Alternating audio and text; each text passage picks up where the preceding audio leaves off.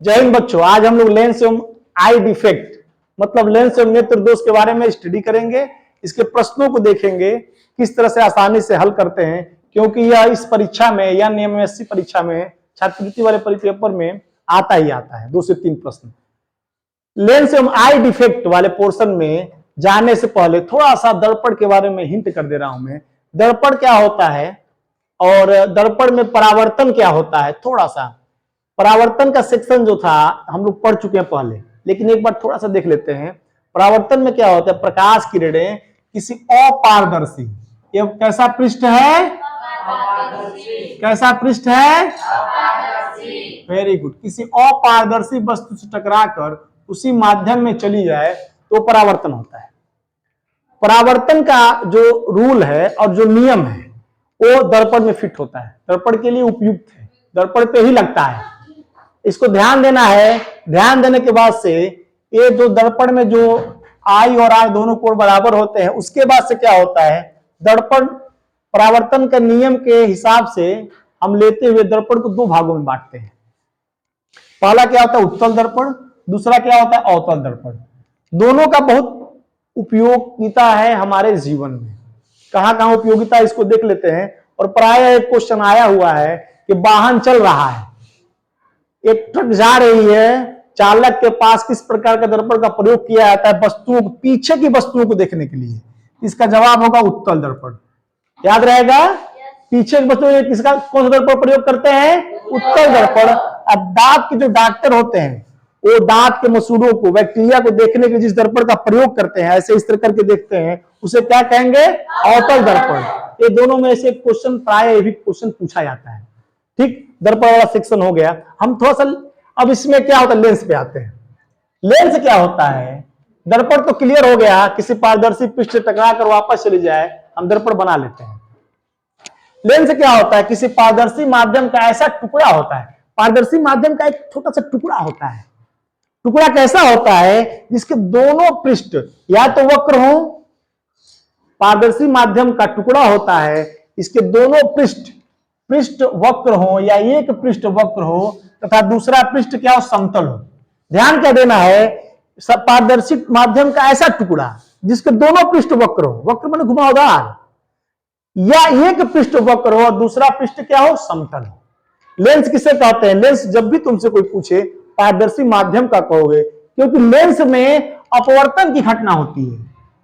अपवर्तन कहां होता है, पारदर्शी माध्यम में। याद रहेगा, अगर किसी ने कह दिया कि लेंस में कौन सी घटना होती है, तो परावर्तन नहीं कहना है, क्या कहना है, क्या कहना है, क्योंकि अपवर्तन केवल पारदर्शी माध्यम में लागू होता है। उसके बाद से क्या हुआ, एक पृष्ठ, दोनों पृष्ठ वक्र ले सकते हैं, एक पृष्ठ वक्र ले सकते हैं, या एक पृष्ठ वक्र और दूसरा पृष्ठ समतल ले सकते हैं। ये बात समझ में आई। उसके बाद हम 2 तरह के लेंस को स्टडी करेंगे। हमारे सिलेबस है, हमारे पाठ्यक्रम में 2 तरह के लेंस हैं। पहले लेंस को उत्तल लेंस कहते हैं। क्या कहते हैं, उत्तल लेंस। अंग्रेजी में इसको बोलते हैं convex converging lens, convex converging lens. Converging means क्या होता है, जो किरणों को एक बिंदु पे मिलाए। कन्वर्जिंग माने क्या होता है, कन्वर्ज करे, प्रकाश किरणों को एक बिंदु पे मिलाए, वो होता है कन्वर्जिंग। दूसरा है अवतल लेंस, कॉन्केव डाइवर्जिंग लेंस, जो प्रकाश किरणों को फैलाए, जो प्रकाश किरणों को फैलाए, उसे क्या कहेंगे, उसे क्या कहेंगे, कन्वर्जिंग। और जो लेंस वो काम करेगा उसे कहेंगे अवतल लेंस। क्या कहेंगे, अवतल लेंस। ये बात समझ में आई। पहचान कैसे करेंगे, पहचान करने के लिए क्या होता है, उत्तल लेंस का दोनों सिरा उभरा हुआ होता है, इस तरह से, इस तरह दोनों सिरा उभरा हुआ होता है। अवतल लेंस का बीच का सिरा दबा हुआ होता है, किनारों का सिरा उभरा हुआ होता है। अगर लेंस दे दें और उसको स्पर्श करके पहचानना हो तो जो हिस्सा बीच में उभरा होगा दोनों साइड का, ठीक है, उत्तल लेंस होगा। अब जिस लेंस का बीच में दबा हुआ किनारे उभरा होगा उसे हम क्या कहेंगे, अवतल लेंस। आई बात समझ में। कांच दिया जाए पहचान करने के लिए, तुम लोग आसानी से इस तरह से पहचान कर सकते हो। लेंस क्या होता है, लेंस हम समझ गए। लेंस की वक्रता, त्रिज्या, वक्रता केंद्र, प्रकाशिक केंद्र, 3 डिफिनीशन समझेंगे, क्योंकि इसमें से प्रश्न आता है। लेंस जो होता है, लेंस पारदर्शी माध्यम का एक टुकड़ा होता है। हम एक गोलीय पारदर्शी माध्यम लेते हैं और हमारा ये लेंस है, ध्यान दो, हमारा ये लेंस है और इस गोलीय माध्यम का, इस गोलीय पृष्ठ का, पारदर्शी पृष्ठ का ये हिस्सा हमने लिया है, एक छोटा सा हिस्सा। आई बात समझ में? और फिर इस गोलीय पृष्ठ के, इस गोलीय पारदर्शी पृष्ठ का हमने ये छोटा सा हिस्सा लिया है, अब दोनों को ज्वाइंट कर दिया है, हमें उत्तल लेंस मिल गया। आई बात समझ में? ये जो घेरा हुआ है ये क्या है? उत्तल लेंस है। तो जिस गोले का यह पृष्ठ हिस्सा होता है और जिस गोले का यह हिस्सा होता है उसके केंद्र को हम वक्रता केंद्र कहते हैं। क्या कहते हैं? वक्रता केंद्र कहते हैं। और फिर यह हिस्सा जिस गोले का होता है उसके केंद्र को क्या कहते हैं? उसका वक्रता केंद्र। इसका मतलब क्या हुआ? एक लेंस में दो वक्रता केंद्र C1 और C2 होता है। एक लेंस में कितने वक्रता केंद्र होते हैं? दो, C1 और C2। एक लेंस में दो वक्रता केंद्र, इस वाले का यहां पे, इस वाले का यहां पे। एक लेंस में कितने वक्रता केंद्र हो गए? दो। और एक लेंस में दो वक्रता केंद्र होने से दो वक्रता त्रिज्याएं भी होती है, यहां से यहां तक और यहां से यहां तक। बात समझ में आई? मतलब क्या है कि एक लेंस में दो वक्रता केंद्र और दो वक्रता त्रिज्याएं होती है। याद रहेगा? सु याद रखेंगे। दो तरह से दो वस्तुओं को हम लेंगे, यहां से स्थिति इसकी होगी, यहां से जो इसकी स्थिति है एक वक्रता त्रिज्या और यहां से दूसरी वक्रता त्रिज्या, और यहां से एक वक्रता केंद्र और यहां से दूसरी वक्रता केंद्र, यानी एक लेंस में दो वक्रता केंद्र और दो वक्रता त्रिज्या। याद रहेगा? किसी भी अवतल में भी उत्तल में भी। प्रकाशिक केंद्र क्या होता है? प्रकाश की किरणें जाएं और वैसे ही निकल आए, मतलब अपवर्तन हो लेकिन जिस माध्यम से, जिस रास्ते से उसी माध्यम से रिटर्न आ जाए, वो लेंस का प्रकाशिक केंद्र कहलाता है। आई बात समझ में? यहां तक कहीं किसी को दिक्कत है? नहीं दिक्कत है।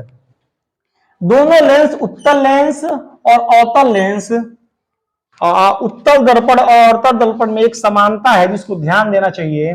पहली समानता क्या है? उत्तल दर्पण जो होता है अवतल लेंस की तरह व्यवहार करता है। उत्तल दर्पण किस तरह व्यवहार करता है? उत्तल दर्पण अवतल लेंस की तरह व्यवहार करता है, जबकि अवतल दर्पण किस लेंस की तरह व्यवहार करता है? उत्तल लेंस। आई बात समझ में? जस्ट अपोजिट, यहाँ का उत्तल दर्पण वहां का अवतल लेंस और यहाँ का अवतल दर्पण वहां का उत्तल लेंस। सवाल कैसे आता है कि उत्तल दर्पण किस लेंस की तरह व्यवहार करता है? तो आंसर होगा अवतल लेंस। सवाल आ जाए अवतल दर्पण किस लेंस की तरह व्यवहार, जस्ट अपोजिट, अवतल दिया कि उत्तल लगाएंगे लेंस में। अगर अवतल दर्पण का लेंस पूछा है तो इसका अपोजिट अवतल कर देंगे, अगर अवतल पूछा हो तो उत्तल कर देंगे। ठीक है, कोई दिक्कत? अब लेंस का मुख्य फोकस और फोकस दूरी पढ़ते हैं। मुख्य फोकस और फोकस दूरी समझ में आएगा तभी नेत्र दोष समझ में आएगा। इसको ध्यान से समझेंगे, क्योंकि हमारे आंख जो होता है उत्तल लेंस की तरह व्यवहार करता है। किस लेंस की तरह व्यवहार करता है? हमारा नेत्र जो होता है उत्तल लेंस की तरह व्यवहार करता है। कैसा व्यवहार करता है? उत्तल लेंस की तरह व्यवहार करता है। याद रहेगा? उत्तल लेंस की तरह व्यवहार करता है। और हमारा प्रतिबिंब जो आंख पे, आंख के किस भाग में बनता है प्रतिबिंब? हमारा किस भाग में बनता है? रेटिना। किस भाग में बनता है? रेटिना को याद करने के लिए एंटीना से याद रखेंगे, एंटीना याद रखेंगे, लेकिन आंसर रेटिना होगा। हमारे आंख पे, आंख के रेटिना भाग में प्रतिबिंब बनता है। ठीक है, तो रेटिना पे बनता है। कभी क्या होता है, अगर रेटिना के दूर बने तो एक समस्या है, रेटिना के पहले बने तो एक समस्या है। इन्हीं दोनों समस्याओं को नेत्र दोष कहते हैं। नेत्र दोष को समझने के लिए, बेहतर समझने के लिए फोकस, मुख्य फोकस, फोकस दूरी समझना बहुत अनिवार्य है। अगर ये सेक्शन समझ में आ गया मुख्य फोकस, फोकस दूरी क्या है, मुख्य फोकस, फोकस दूरी क्या है, तो नेत्र दोष आसानी से समझ में आ जाएगा।